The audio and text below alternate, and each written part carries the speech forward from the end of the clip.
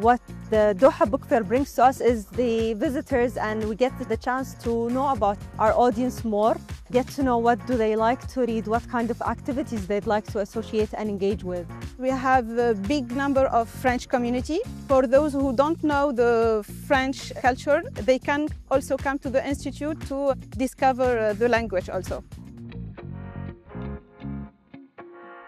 Hello and welcome to Qatar 365 with me, Laila Humaira. On this episode, we're here at the Doha International Book Fair, where every year thousands of visitors come to seek knowledge, share their love for books, and dive into the beauty of the written word. But first, I'm exploring how technology and artificial intelligence is becoming a real page-turner for libraries. The Qatar National Library is a veteran participant of the Doha International Book Fair. This year, the pavilion has returned with a few new spins that reimagine a future-ready library. From a virtual librarian to augmented reality, Qatar National Library is embracing technology. By tapping on artificial intelligence, QNL is giving visitors a peek into its library of the future, where AI can give you book recommendations and even help you write your own novel. We also have the 360 virtual tour, which gives the visitors the opportunity to wander inside QNL and check out all of our facilities and services inside the building itself. In addition to that, we have also the AI book recommendation tool, which gives the visitors the opportunity to explore book recommendations recommended by the AI itself. Walking around the pavilion, the theme comes to life, where it's not just about books, but also encouraging people to get their creative juices flowing, like the short story dispenser. It was done under an initiative called Right to Inspire, and we have opened this initiative to everyone in Qatar to submit their short stories, and we have supported many writers who are at the beginning of their journey to either publish their stories in Arabic and English. QNL's long-running participation at the Doha Book Fair is one the library hopes to be a lasting relationship that can also bring new connections in the community. What makes QNL special is that it's a public library, a national library, and a research library. What the Doha Book Fair brings to us is the visitors, and we get the chance to know about our audience more, get to know what do they like to read, what kind of activities they'd like to associate and engage with. Another long-running national reading campaign is Qatar Reads, aimed at encouraging parents to instill the love for books in their children. Every year at the Doha International Book Fair at the Qatar Reads Pavilion, we always try to encourage parents to subscribe their children in our family reading program, which is targeted at kids ages 3 to 13, where we deliver specifically curated reading packages to their homes according to their age group and their language preference. A big emphasis in the campaign is nurturing bilingualism amongst the local population. To do that, Qatar Reads launched an initiative focused on Arabic literary classics. In order for us to preserve the Qatari culture and focus on the importance of getting to know Arabic literature titles, we do this a lot through the One Book One Doha campaign. And whether it's in Arabic or English, it's important for us to highlight that these titles actually originated from the Arabic language. For example, our title in 2023 was Hay bin Yaqdan. Some people would know it as Tarzan or Mowgli, but they don't know that it's an original text that was written 100 years ago, and it originates from the character of Hay bin Yaqdan. So it's these tiny little facts that we want to plant as seeds into the minds of our children. In just 6 years, Qatar Reads has managed to gain quite a following, both in Qatar and abroad, through partnerships with other organizations like Qatar Museums. And the hope is that it will continue to spread knowledge that transcends borders. It makes my heart so happy to see our growth happening every year. And what's even better is that our impact is not only in Qatar, but it's also happening internationally with our partnerships with Years of Culture. We've seen our books go to Indonesia, go to the United States, go to Morocco, and this year going to Argentina. From exploring creativity through stories to shaping future empowered leaders, Qatar is also committed to making education accessible to all children, no matter where they are. To date, the Qatar Fund for Development has supported more than 1,000 students globally through the Qatar Scholarships Program. I caught up with Mariam Mubarak Al-Darwish, the Developments Project engineer, who explains the importance of investing in young talent. Can you tell us more about the Qatar Scholarships Program and what it aims to achieve? The Qatar Scholarship Program, led by Qatar Fund for Development, offers fully funded higher education opportunity to talented students from underserved and conflict-affected communities. Its goal is to give those students access to quality education, help them build the skills they needed to succeed, and empower them to contribute meaningfully to the community.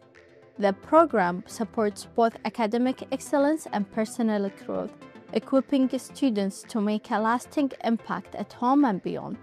There was a recent batch of graduates from that scholarship program, more than 100 young, talented individuals.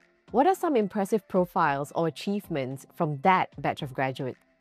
One story that stands out is about the students who got the chance to meet former US President Barack Obama after joining a leadership program. For these students who comes from a background shaped by hardship and conflict, it was more than just a proud moment. It was a powerful reminder of how far determination and access to education can take someone. What's made it special wasn't just the recognition itself, but the journey that led there. Moments like this truly shows what Qatar's scholarships program is all about, opening doors and helping young people believe in what's possible. One of the biggest challenges in the world at the moment is ensuring children in conflict zones still get access to learning.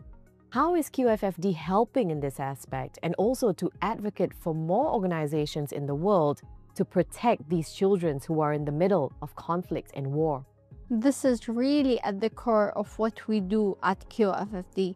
In places affected by war and displacement, we support mobile school, remote learning tools, and the spaces where children can continue their education, even in the most difficult conditions. We believe a school should be a safe place for learning, not places of danger.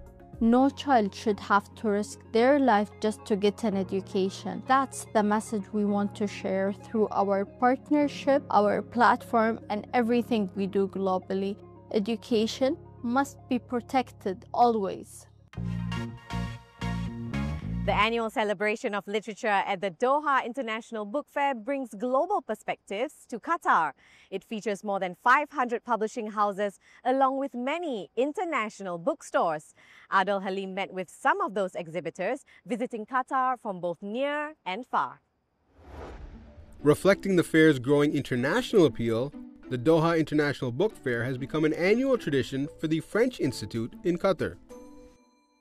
We have a big number of French community, so just we want to make sure that they can find some resources, and for those who don't know the French culture, they can also come to the Institute to discover the language also. We just want to keep this relation with the French language and culture, and to meet other cultures maybe also.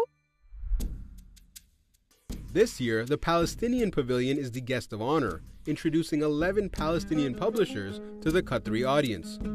أدباء ورموز من فلسطين، تاريخ أو أرشيف لوثائق من السينما. كان في سينما وصناعة سينما، كان في فرق موسيقية متكاملة بال1930 عم بتجول وعم تعمل جولات في أرجاء فلسطين. Visitors could learn more about the country's culture and history with displays of traditional clothing, a timeline of historical events, and cultural symbols. مشهور التطريز الفلسطيني وكيف كل بلدة بتتميز بنقشة أو دقة معينة ولون مميز لها.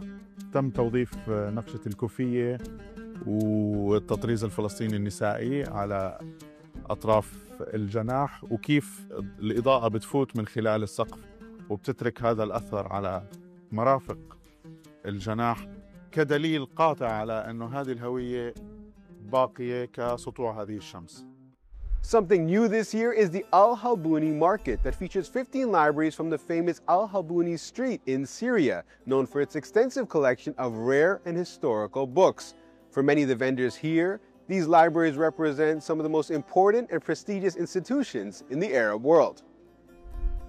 Unique manuscripts, classic literature, and historical works that could be found in one of Damascus's oldest markets are on display in Doha.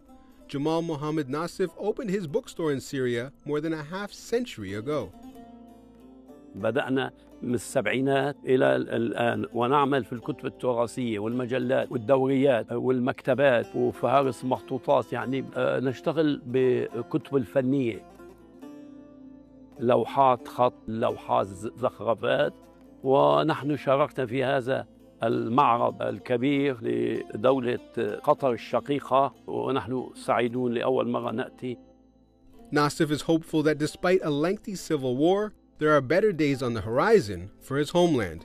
الذي حصل عندنا في سوريا من 14 عام، هذه الحرب المدمرة الشنيعة، خرجنا إلى مصر، فتحنا مركز وفي لبنان، ونحن متابعين في سوريا. كان طبعا قائمين برسالتنا، لم نتوقف، وإن شاء الله الآن الاستمرار يعني سيكون أفضل بعد التحرير وبعد الدولة الحديثة إن شاء الله. Back at the France Pavilion, children's author and illustrator Elza Mozovic hosted French book readings and pop-up workshops. J'ai eu l'idée de faire ce livre quand ma fille elle était petite et que je lui lisais des histoires quand elle était bébé. Voilà. J'ai voulu créer un livre en forme de triangle parce que je trouvais que ça serait intéressant de voir comment un autre pliage se déroule. Et ça marche assez bien quand on le lit parce qu'en général, ils se mettent tous à crier le nom des animaux et ça devient très joyeux. Et c'est ce que je cherche en faisant des livres avec les enfants, c'est de créer des moments de joie et de partage ludique avec eux. From exploring what a library of the future could look like to seeing how cultural exchanges can be a powerful tool for education, we hope you've enjoyed this episode, but that's all the time we have for now. For more, check out euronews.com and connect with us through our hashtag. Thanks for watching, and we'll see you next time on Qatar 365.